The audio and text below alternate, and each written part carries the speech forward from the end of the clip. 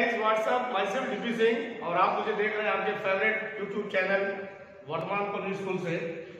तो student, previous lecture में हम लोग ऑप्टिकल को कंप्लीट किए थे और उसके पहले हम लोग ज्योमेट्रिकल और आइसोमेरिक्स को भी कंप्लीट किए थे। आज के लेक्चर में मैं आपको ज्योमेट्रिकल और ऑप्टिकल से रिलेटेड कुछ क्वेश्चन लेकर आया है, कुछ इंपॉर्टेंट क्वेश्चन जो कि एग्जाम में कई बार पूछे जा चुके हैं। तो चलिए आइए स्टार्ट करते हैं a wonderful journey of organic chemistry. First question मैं आपके लिए लेकर आया हूं, determine the number of optical isomers of the following compound. First question ये है कि आपको दिए गए ऑर्गेनिक कंपाउंड बताना है कि how many number of optical isomers, या आप कह सकते हैं या आप लोग राइट कर सकते हैं हाउ मेनी कैरियल कार्बन, कितने कैरियल कार्बन होंगे। ठीक है, तो आपके पास 4 कंपाउंड्स हैं, उस कंपाउंड में आपको आइडेंटिफाई करने हैं कितने कैरियल कार्बन वहां प्रेजेंट है। तो मैं यहाँ स्ट्रक्चर ड्रॉ कर रहा हूँ। सॉल्यूशन देखिए, सॉल्यूशन फर्स्ट आपको दिया है CH3 CHOS सिंगुलर। अच्छा, जब भी आप ऑप्टिकल आइसोमेरिस्टिक क्वेश्चन अगर आप लगाएंगे तो जो भी स्ट्रक्चर आप ड्रॉ करेंगे वो आपको स्पेशियल में ड्रॉ करने हैं। कहाँ ड्रॉ करने हैं? स्पेशियल अरेंजमेंट में। स्पेशियल अरेंजमेंट का मतलब होता है वर्टिकल टॉप टू बॉटम। ठीक है, तो CH3 फंक्शनल ग्रुप को एकदम टॉप पे रखते हैं, फिर नीचे क्या दिया है C से क्या लगा है OH, इधर क्या लगा है H, फिर यहाँ क्या लगा है CH3 O। मुझे जहां तक लगता है कि ये लैक्टिक एसिड का फॉर्मूला है। लैक्टिक एसिड मैं आपको ऑप्टिकल के लेक्चर में optical activity in organic compound में लैक्टिक एसिड और टार्टरिक एसिड का एग्जांपल दिया था और मैंने बताया था किस तरह से ऑर्गेनिक कंपाउंड के अंदर ऑप्टिकल आइसोमेरिज्म शो किए जाते हैं। लैक्टिक एसिड, अब आपको बताना है कि how many carrier carbon in the lactic acid. Carrier carbon को मैंने एक्सप्लेन किया था, it is sp3 hybridised carbon and whose valency completed 4 different group that is called chiral carbon and the center is called the asymmetric या chiral center।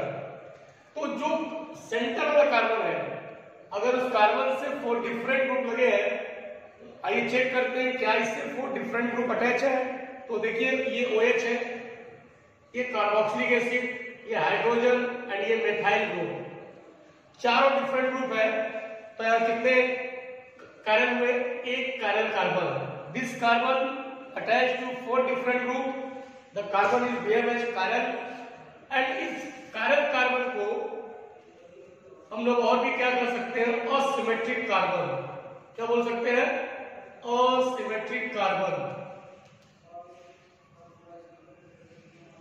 ठीक, तो question में यही था कि determine the number of optical isomers of the following compound, या कर सकते हैं determine the number of the carrier carbon in the given organic compound. तो इसमें कितने कैरियल कार्बन होंगे? आप आंसर में लिखेंगे आंसर 1 कैरियल। ठीक, इस तरह से स्ट्रक्चर को ड्रॉ कीजिए स्पेशल अरेंजमेंट में और कैरियल सेंटर को चेक कीजिए कि कितने कैरियल कार्बन है। तो फर्स्ट क्वेश्चन आपने सॉल्व किया कि कितने कैरियल कार्बन है, आपने निकाला, देखा है 1 कैरियल कार्बन है। सेकंड क्वेश्चन क्या है? HOOC। जब भी आप स्ट्रक्चर को ड्रॉ करेंगे तो मैंने आपको बताया कि जो मेन फंक्शनल ग्रुप है उसे आप बॉटम पे टॉप पे रखेंगे, COOH, फिर ये कार्बन, इस कार्बन से क्या लगा है? CHOH का होल ट्वाइस है। तो मतलब यहाँ OH, यहाँ H, फिर यहाँ पे H और यहाँ पे OH, फिर नीचे क्या दिया? COOH। वो तो ये जो कंपाउंड आप देख रहे हैं, इस कंपाउंड का नाम है tartaric acid, TAUTERIC, tartaric acid. आपको आइडेंटिफाई करने हैं कि कितने ऑप्टिकल आइसोमर्स या कैरियल कार्बन है। तो चलिए ये चेक करते हैं कितने कैरियल सेंटर है। अगर आप इस कार्बन को लेते हैं तो देखिए यहाँ 2 ऑक्सीजन ग्रुप है, 2 सेम ऑक्सीजन है, तो ये कैरियल सेंटर नहीं है। यदि आप इस ऑक्सीजन को चेक करते हैं तो 1 ग्रुप, 2 ग्रुप, 3 ग्रुप और ये पूरा 4 ग्रुप। आप इस पूरे को काउंट करेंगे तो 1 2 3 ये पूरा 4। एक कैरियल सेंटर ये है, जहां कैरियल सेंटर होता है उस कार्बन के ऊपर क्या करते हैं? स्टार लगा देते हैं। फिर सेकंड को चेक करते हैं, 1 2 3 और इसके लिए ये पूरा क्या हो जाएगा? एक कार्बन सेंटर का ये है। कुल कितने कार्बन हो गए? 2। कितने? 2। तो यहाँ इसके लिए आंसर हो जाएगा 2 कार्बन। फिर नेक्स्ट क्वेश्चन दिया आपको CH3CH का whole twice COOH। See number देखिए, CH3CH का होल ट्वाइस COOH। तो मेन ग्रुप को क्या करेंगे? टॉप पे रखेंगे। फिर यहाँ C से H OH लगा है, ट्वाइस है तो एक बार और बनाएंगे। फिर यहाँ OH, यहाँ H, फिर नीचे क्या दिया है? CH3। आप आयुर्वेदी कर सकते हो 1 2 3 4, 1 2 3 4, 1 2 3 4, 2,3 डाइहाइड्रोक्सी ब्यूटेनोइक एसिड। क्या बोलेंगे? 2,3 डाइहाइड्रोक्सी ब्यूटेनोइक एसिड में राइट कर दे रहा हूं। 2,3 डाइहाइड्रोक्सी ब्यूटेनोइक एसिड। आईपीएससी आप पढ़ चुके हैं, लेकिन आप फंक्शनल ग्रुप की आईपीएससी नहीं पढ़े हैं। नेक्स्ट ईयर 12th में आपको फंक्शनल ग्रुप की आईपीएससी भी पढ़ाई जाएगी। तो जहां अगर आपको नेम राइट करने में प्रॉब्लम हो रहा है तो उसके लिए मैं हूं, मैं नेम राइट कर दूंगा। कैसे करूंगा वो भी मैं आपको एक्सप्लेन करता जाऊंगा। तो चलिए आइए देखते हैं कि how many carbon in this given compound. तो फर्स्ट, फिर वही COOH। यहाँ कोई कार्बन सेंटर नहीं है क्योंकि आपको 2 ऑक्सीजन देखिए सेम ग्रुप दिख रहे हैं। और यदि किसी कार्बन के चारों तरफ 2 सेम ग्रुप आ जाए तो कार्बन सेंटर नहीं है।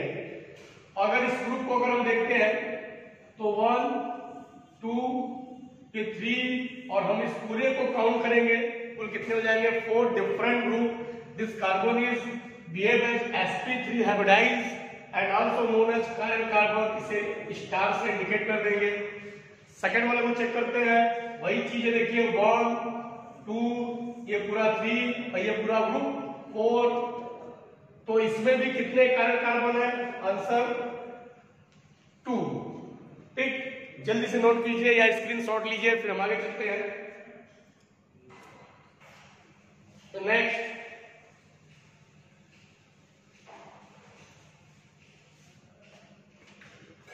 कंपाउंड है आपका CH3CHBr CHBr COOH। स्ट्रक्चर बनाने का वही रूल, मेन ग्रुप को टॉप पे रखेंगे COOH। ठीक, फिर उसके नीचे क्या है? C से क्या लगा है? H, और इसी से क्या लगा है? Br। फिर नीचे आइए C, फिर इससे लगा है Br, फिर क्या लगा है? H, फिर नीचे आइए क्या है? COOH। वो ये एक ऐसा कंपाउंड है, मैं जिस फॉर्म में बनाया हूं, मैंने आपको ऑप्टिकल के सेकंड लेक्चर में ये बताया हूं कि जब किसी कंपाउंड में एक से ज्यादा कैरेक्टरी होती है तो उसमें एक नया फॉर्म आता है जिसे हम लोग बोलते हैं मेसोफॉर्म। मेसोफॉर्म में हमने बताया था कि जब 2 ग्रुप सेम साइड आ जाए तो मेसोफॉर्म का फॉर्मेशन हो जाता है। मेसोफॉर्म का एक कंडीशन हो कि उसके अंदर प्लेन ऑफ सिमेट्री होती है। क्या होती है? Plane of symmetry. और मैंने आपको ये भी बताया था कि ऑप्टिकल ये कहता है कि जहां प्लेन ऑफ सिमेट्री होती है वहां पे ऑप्टिकल आइसोमेरिज्म शो नहीं होता है। लेकिन ये मेसो एक ऐसा कंडीशन है जहां प्लेन ऑफ सिमेट्री भी होती है, कायरल्टी भी होती है और ये ऑप्टिकल आइसोमेरिज्म को शो भी करता है। तो याद रखिएगा मेसोफॉर्म, मैं मेसोफॉर्म में आपको बनाया हूं। आप इसका D form, L form, D और एल के बाद मेसोफॉर्म भी बना सकते हैं। ठीक, आइए देखते हैं कायरल कार्बन 1 2 3, ये पूरा 4। एक कायरल कार्बन ये है 1 2 3, ये 4। कितने कायरल कार्बन आपको दिख रहे हैं? 2 कायरल कार्बन। यह आंसर आपका क्या आ गया? 2। तो ये थे फर्स्ट क्वेश्चन था जिसमें आपको कायरल कार्बन या ऑप्टिकल आइसोमर चेक करना था। आपको इससे रिलेटेड कोई क्वेश्चन नहीं आएगी total number of optical isomers, क्योंकि ये एनसीईआरटी के सिलेबस में नहीं है।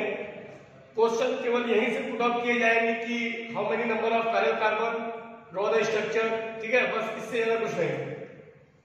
तो जल्दी से नोट कीजिए, फिर नेक्स्ट क्वेश्चन में चलते हैं। तो चलिए आइए नेक्स्ट क्वेश्चन लोग देखते हैं। Explain with suitable example. First question दिया है चेन आइसोमेरिज्म। तो चेन आइसोमेरिज्म याद है, मैं आपको स्ट्रक्चर आइसोमेरिज्म का फर्स्ट लेक्चर दिया था जिसमें मैंने आपको एक्सप्लेन किया था compound having the same molecular formula but the different structure of isomer, that is called the structural isomers, and phenomenon is known as the structural isomerism. फिर मैंने बताया था ये isomers are divided into two types, structural and stereo. Structural को मैंने divide किया था chain, position, meta, functional, tauto, ring chain. और फिर मैं स्टीरियो को डिवाइड किया था ऑप्टिकल, कन्फॉर्मेशनल, कॉन्फ़िगरेशनल। कॉन्फ़िगरेशनल को मैंने डिवाइड किया था ज्योमेट्रिकल, ऑप्टिकल। तो थोड़ा सा माइंड में याद रहना चाहिए चेन आइसोमेरिज्म। अब मुझे केवल एग्जांपल्स एक्सप्लेन करना है, कोई नोट्स नहीं लिखना है। तो चेन का अगर आपको एग्जांपल लेना है, क्वेश्चन नंबर 2 का सॉल्यूशन देखिए, बहुत ध्यान से देखिएगा, ठीक है। हर एक क्वेश्चन को प्रॉपर वे से आप सॉल्व कीजिए, एक कॉपी में नोट कीजिए, जिससे आपको दोबारा कभी उसे सॉल्व करना पड़े तो पेज पलट के देख सके। तो example of chain isomers, first chain का मैं एग्जांपल ले लेता हूं, C4H10। C4H10 जो है ब्यूटेन है, एन ब्यूटेन बोलते हैं इसे। और मुझे बताना है कि आप और भी कोई एग्जांपल ले सकते हैं, जरूरी नहीं कि ब्यूटेन ही ले, आप पेंटेन, 1-क्लोरोब्यूटेन, 1-क्लोरोपेंटेन, आप कुछ भी ले सकते हैं। मैं तो पहले कोई भी एग्जांपल आप यूज कर सकते हैं। अब ब्यूटेन तो मैं BLN फॉर्म में आपको समझाने का पूरा प्रयास कर रहा हूं। BLN, बोल्ड लाइन नोटेशन, 1 2 3 4, ये है ब्यूटेन का स्ट्रक्चर। और मुझे इसका चेन आइसोमर्स बनाना है। क्या बनाना है? चेन आइसोमर्स का मैंने आपको डेफिनेशन बताया था, compound having the same molecular formula but the different nuclear centre of the given structure, that is called the chain isomers and phenomenon is known as the chain isomerism. ये मैं आपको explain किया था। तो अगर मैंने बताया था जब भी आपको चेन आइसोमर्स बनाना हो तो सबसे पहले क्या करना चाहिए कि आगे से एक कार्बन कम करना है, उससे पहले और अंतिम कार्बन पे नहीं जोड़ना है। आगे से एक कार्बन कम करना है, उससे पहले और अंतिम कार्बन पे नहीं जोड़ना है। तो चलिए मैं आगे से एक कार्बन कम किया और मैं उसे यहां जोड़ दिया। अब इसकी नेमिंग क्या होगी? 1 2 3। अब इसका नेम क्या हो गया? 2-मेथाइल प्रोपेन, 2-मेथाइल प्रोपेन।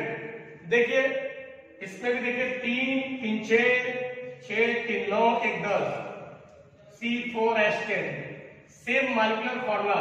इसका भी क्या है? C4H10, same molecular formula, same molecular formula but different structure, different physical properties, chemical properties. This is butane, this is methyl propane. दोनों का न्यूक्लियर सेंटर भी बदल गया, वो 4 कार्बन का, 3 कार्बन का।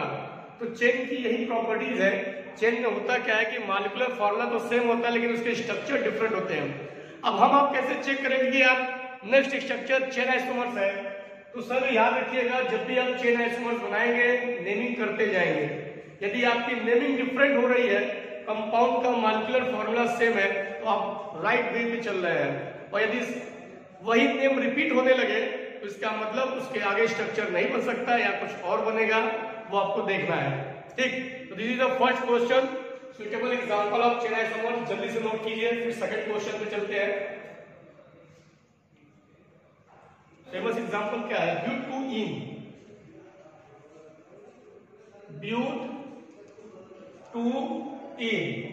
ब्यूट-2-इन। अब ब्यूट-2-इन का हमको क्या करना है? पोजीशन आइसोमर्स बनाना है। मैंने आपको बताया था पोजीशन आइसोमर्स में क्या करते हैं कि कार्बन की चेन लेंथ में कोई बदलाव नहीं करते हैं, बट उसमें जो भी आपका प्राइमरी प्रीफिक्स जैसे मल्टीपल बॉन्ड या कोई भी सब्स्टिट्यूएंट्स या सेकेंडरी प्रीफिक्स जुड़े हो, उनके पोजीशन को बदल देते हैं। जैसे अगर ब्यूट-2-इन का अगर हम स्ट्रक्चर ड्रॉ करें तो ब्यूट-2-इन का स्ट्रक्चर क्या होगा? 4 कार्बन, ब्यूट मतलब 4 कार्बन। सबसे पहले सिंगल बॉन्ड से बनाकर राइट कर दीजिए, फिर 2, अगर आप इधर चलते हैं 1 2 2 पे लगा दीजिए डबल बॉन्ड, हाइड्रोजन से इसकी वैलेंसी को पूरा कर दीजिए। ये बन गया ब्यूट-2-इन। अब मुझे क्या करना है? इसका पोजीशन आइसोमर्स बनाना है, PI बनाना है। तो मुझे क्या करना है? कार्बन की चेन लेंथ में कोई बदलाव नहीं करना है, बट इसमें जो मल्टीपल बॉन्ड लगे हैं इसके पोजीशन को क्या करना है? बदल देना है। अगर ये 2 पे अगर मैं यहां लगाता हूं तो 1 2 सेम स्ट्रक्चर, लेकिन यदि मैं यहां लगा देता हूं C double bond C single bond C, तो देखिए इसकी नेमिंग क्या हो जाएगी? 2 हाइड्रोजन इधर, 1 इधर, 2 इधर, तो ये हो गया ब्यूट 1 2 3 4 ब्यूट 1 इन। ये देखिए 1 इन, ये क्या है 2 इन, डिफरेंट पोजीशन। और दोनों में देखिए कार्बन की chain length but same molecular formula, same chain length और different position of group, that is called the position isomers. ठीक, तो इस तरह से आप बहुत सारे एग्जांपल ले सकते हैं। मैंने एक एग्जांपल आपको दिया, आप but 2 ene, pent 1 ene, 1 chlorobutane, butanol, ठीक है। कोई बहुत सारे एग्जांपल आप कोई भी ले सकते हैं। जल्दी से इसको नोट कीजिए, फिर मैं आगे चलता हूँ। रिंग चेन आइसो ज्योमेट्रिकल, मैंने बताया था optical and geometrical, it is a very important isomerism for the stereo parts. बहुत सारे क्वेश्चन यहाँ से पुट आउट किए जाते हैं। और ज्योमेट्रिकल का मैंने आपको कंडीशन भी बताया, सी, ट्रांस, सीन, एंटी, याद है कि सब भूल गए? याद है। तो चलिए एक एग्जांपल मैं आपको ज्योमेट्रिकल का देता हूं। मान लीजिए आपको स्ट्रक्चर यहां ड्रॉ करते हैं। अब मैंने बताया geometrical isomerism C double bond C double bond N double bond N cycloalkane alicyclic compound में भी पाए जाते हैं। तो मैंने सी डबल बॉन्ड सी में मैं आपको एग्जांपल दे रहा हूं। जैसे मान लीजिए मैंने यहाँ लिया सी डबल बॉन्ड सी, यहाँ Cl लगा दिया, सी यहाँ Cl लगा दिया, यहाँ H लगा दिया, यहाँ Cl लगा दिया, H लगा दिया। आप ध्यान से देखिए, यदि दो सेम ग्रुप डायगोनल साइड हो, दो सेम ग्रुप डायगोनल साइड हो, तो याद है मैंने आपको क्या बताया था, उस स्ट्रक्चर को क्या बोलते हैं, ट्रांस।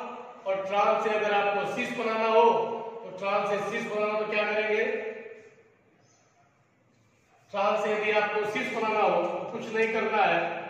मैंने बताया था कि डबल बॉन्ड वाले जो कार्बन होते हैं उनके अंदर रेस्ट्रिक्टेड रोटेशन होता है।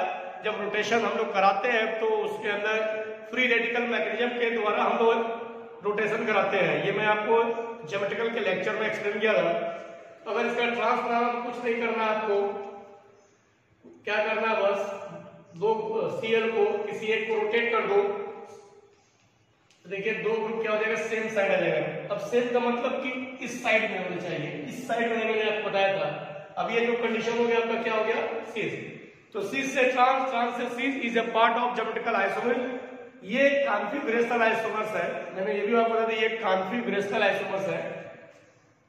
और सिस की जो बॉइलिंग पॉइंट होती है, सिस की बॉइलिंग पॉइंट जो होती है वो ट्रांस से ज्यादा होती है। सिस की बॉइलिंग पॉइंट जो होती है वो ट्रांस से ज्यादा होती है। Boiling point, the boiling point of cis is higher than trans। और एक चीज ट्रांस की जो मेल्टिंग पॉइंट होती है वो किससे ज्यादा होती है, सिस से। याद रखिएगा, सिस की बॉइलिंग पॉइंट ज्यादा होती है और ट्रांस की मेल्टिंग पॉइंट ज्यादा होती है। ठीक, जल्दी से नोट कीजिए। फिर नेक्स्ट रिंग चेन ऑप्टिकल, दो बचे हैं। ऑप्टिकल तो मैंने आपको यहाँ ढेर सारे एग्जांपल दिए, कोई भी एग्जांपल वहां से लेकर नोट कर सकते हैं। रिंग चेन के बारे में आपको एक्सप्लेन कर दे रहा हूं। रिंग चेन आपको ऑप्टिकल, मैंने ऊपर जो एग्जांपल एक्सप्लेन किया उन चारों में से कोई भी एक एग्जांपल लेकर ऑप्टिकल आइसोमेरिज्म को आप एक्सप्लेन कर सकते हैं। रिंग चेन में मान लेता हूं, ले लो 1 प्रोपीन ले लो, प्रो 1 इन। प्रोपोलिन का स्ट्रक्चर क्या होगा, CH3 CH double bond CH2। और मुझे इसका रिंग चेन आइसोमेरिज्म बनाना है। तो याद है मैंने आपको बताया था कि यदि रिंग चेन आइसोमर्स करते क्या है, सिंगल बॉन्ड हो तो एलिसाइक्लिक कंपाउंड में कन्वर्ट हो जाते हैं। यदि ट्रिपल बॉन्ड हो तो साइक्लोएल्कीन में, दो डबल बॉन्ड हो तो साइक्लोएल्काइन में, मतलब इस तरह से हम एडजस्ट कर लेते हैं। तो अगर आपको इसका रिंग चेन आइसोमर बनाना है, 3 कार्बन है, 3 कार्बन का क्लोज स्ट्रक्चर क्या बन गया, साइक्लो प्रोपेन। ये इसका रिंग चेन आइसोमर्स है। ठीक, फिर नोट कीजिए। फिर नेक्स्ट क्वेश्चन में चलते हैं। नेक्स्ट क्वेश्चन क्या है, explain the following, explain the following optical chiral molecule enantiomers. तो कायरल मॉलिक्यूल तो मैं देखिए ऊपर ही क्वेश्चन में एक्सप्लेन कर दिया क्या होते हैं कायरल मॉलिक्यूल। मैं एक बार फिर से उसको डिफाइन कर देता हूं। It is sp3 hybridised carbon whose valency completed for different group। It is sp3 hybridized carbon whose balancing completed 4 different groups, that is called carbon, and it is denoted by star. Star लगाकर उसको हम denote करते हैं। और optical क्या है, मैंने बताया था ऑप्टिकल क्या होता है। ऑप्टिकल को समझाने के लिए मैंने आपको PPL light, plane fluorescence light का है दिया था कि when sunlight enter into the prism and reflected in the PPL form, PPL form का मतलब होता है ये एक दूसरे के पैरेलल। फिर PPL light goes on the organic solvent, they rotate clockwise and anti-clockwise direction. The clockwise direction is known as the dextro-rotatory and anti-clockwise direction is known as the levo-rotatory. Clockwise direction को बोलते हैं D+, लेवो को बोलते हैं L-। मैंने explain किया था आपको, 2 कंपाउंड मैंने एक्सप्लेन किया था। एक लैक्टिक एसिड का एग्जांपल लिया था, वहां मैं एक्सप्लेन किया था, और एक मैं आपको टॉर्टरिक एसिड का एग्जांपल लिया था जिसमें मेसो फॉर्म बना था, वो भी मैंने आपको एक्सप्लेन किया था। तो वहां से आप देख सकते हैं। फिर एक इनएंसियोमर्स, इनएंसियोमर्स की हम जरूर बात करेंगे। पहले मैं आपको इनएंसियोमर्स का मतलब हम समझा दे रहे हैं क्योंकि एक नया टॉपिक है इनएंसियोमर्स। अगर आपको इनएंसियोमर्स को देखिए, अगर आपको जल्दी से समझना हो तो ऐसे समझ सकते हैं। देखिए मेरा ये हाथ है, ठीक है, और यहाँ पे मिरर लगा है। ये दोनों हाथ जब एक दूसरे के ऊपर रखेंगे, अगर इस तरह आ जाए, एक दूसरे के ऊपर आ जाए कि एक दूसरे के मिरर इमेज हो है, तो उस कंडीशन को हम बोलते थे सुपर इम्पोजिबल। आपको याद होगा ऑप्टिकल में मैंने बताया था, यदि एक इमेज दूसरे इमेज के ऊपर आ जाए तो हम लोग उसे क्या बोलते हैं, सुपर इम्पोजिबल। और जब एक दूसरे के ऊपर ना आए हम लोग उसे बोलते हैं नॉन सुपर इम्पोजिबल। और जो इनएंसियोमर्स होते हैं वो नॉन सुपर इम्पोजिबल होते हैं। तो आप लिख सकते हैं it is non super imposable, it is non-superimposable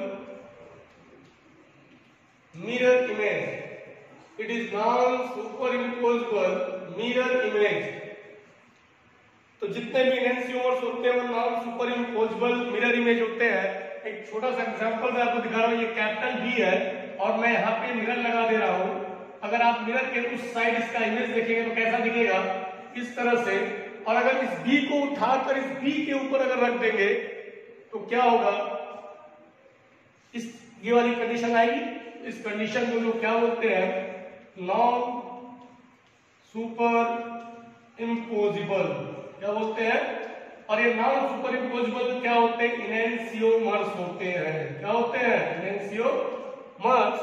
मैं आपको और भी एक एग्जांपल समझाने का प्रयास कर रहा हूं, जल्दी से देखिएगा। नेक्स्ट एग्जांपल,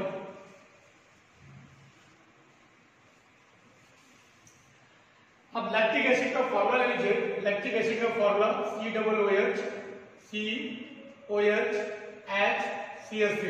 ये लैक्टिक एसिड का फॉर्मूला है। मैं यहाँ पे मिरर लगा दे रहा हूँ, मिरर लगा दिया। और जब मिरर, जैसे ही आप मिरर लगाएंगे तो इसका स्ट्रक्चर कुछ इस तरह दिखेगा, COOH, C इधर H इधर OH और ये CH3। तो सर अगर आप इस स्ट्रक्चर को उठाकर यदि इसके ऊपर रखेंगे तो ये दोनों स्ट्रक्चर क्या एक दूसरे के ऊपर आ जाएंगे, बिल्कुल नहीं आएंगे। किस फॉर्म में रहेंगे, नॉन सुपर इम्पोज फॉर्म में रहेंगे, नॉन सुपर इम्पोजिबल। ये नॉन सुपर इम्पोज फॉर्म में आएंगे। इसी नॉन सुपर इम्पोज फॉर्म को क्या बोलेंगे, इनएंसियोमर्स। तो याद रखिएगा इनएंसियोमर्स जो होते हैं वो मिरर इमेज नहीं होते, डायस्ट्यूमर जो होते हैं वो मिरर इमेज होते हैं। तो ये माइंड में आप सेट कर लीजिएगा। तो आज मैं अभी आपको कायरल कार्बन में क्वेश्चन कराया, स्ट्रक्चरल आइसोमेरिज पे कुछ क्वेश्चन कराया, कुछ ऑप्टिकल के लिए पार्ट बताया। फिर नेक्स्ट और भी आपको मैं क्वेश्चन करा रहा हूँ, जल्दी से नोट कीजिए या स्क्रीनशॉट लीजिए। फिर आगे आते हैं नेक्स्ट।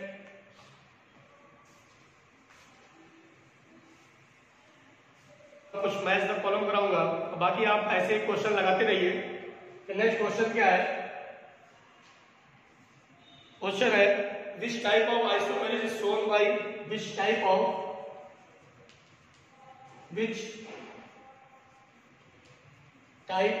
isomerism is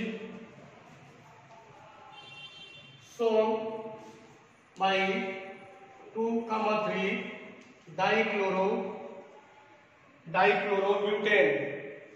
dichlorobutane. आपको बताना कि 2,3 डाइक्लोरोब्यूटेन किस टाइप का आइसोमेरिक शो करेगा, और आपको ऑप्शन भी दिया है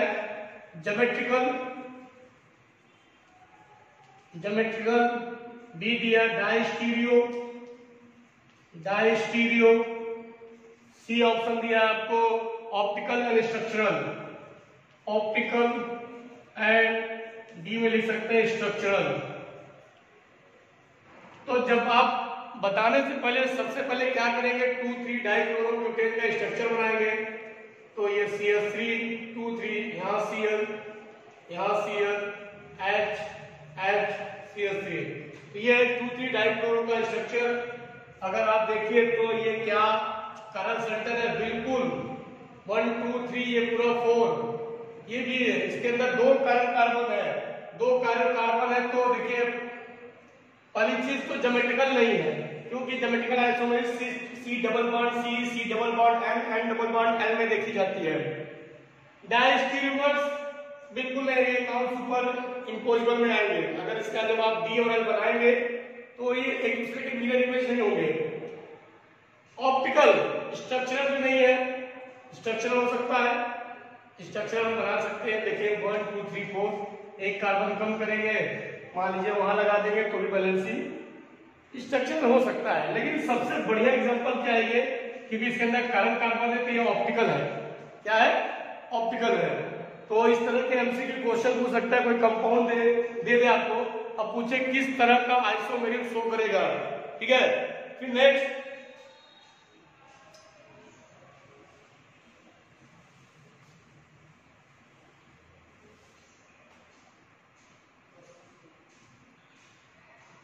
identify cis and trans question दिया है। आइडेंटिफाई सीस एंड ट्रांस, आपको एक कंपाउंड दिया है और आपको आइडेंटिफाई करना है सीस एंड ट्रांस। स्ट्रक्चर क्या है?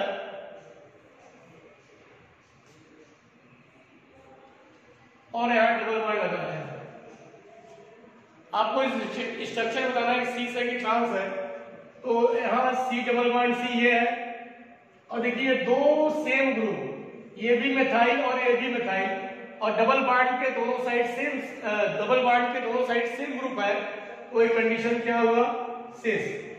क्या ये ट्रांस हो सकता है? बिल्कुल नहीं हो सकता है ट्रांस, क्योंकि यहां देखिए दूसरा ग्रुप है। ठीक है, तो आइडेंटिफाई करना था सी से कि ट्रांस, तो आंसर क्या आएगा?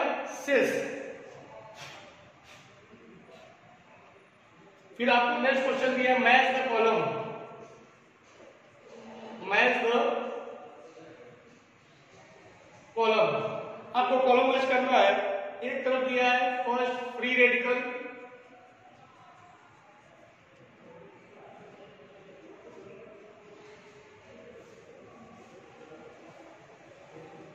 मैं यहां राइट कर दे रहा हूं, free radical.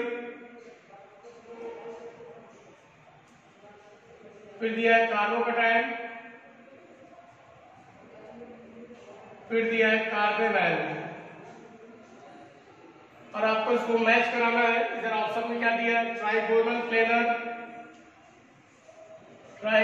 Planar, carbocation, pyramidal और लीनियर। क्वेश्चन है मैच द कॉलम, आपको मैच करना है। तो याद है हम आपको general organic chemistry reaction mechanism में आपको ये पढ़ा चुके हैं। फ्री रेडिकल क्या होते हैं? फ्री रेडिकल सबसे पहली चीज, अगर आप तीनों में से आइडेंटिफाई करना हो तो कार्बेनाइल को कर सकते हैं। कार्बेनाइल के पास क्या होता है? 2 एक्स्ट्रा इलेक्ट्रॉन होते हैं और पिरामिडल शेप में होते हैं। याद है मैंने आपको इस तरह से बनाना सिखाया था, पिरामिडल शेप। तो ये पिरामिडल लीनियर फ्री। अब कार्बोकैटायन क्या होते हैं? वो ट्राइगोनल प्लेनर होते हैं। क्या होते हैं? Trigonal planar. और फ्री रेडिकल क्या हो जाएंगे? लीनियर। ठीक है, तो इस तरह से मैच द कॉलम हम कर सकते हैं। और एक आपको क्वेश्चन मैं आपको पीडीएफ में दिया, उसे सॉल्व कीजिएगा। फिर नेक्स्ट लेक्चर से हम लोग स्टार्ट करेंगे हाइड्रोकार्बन, जिसकी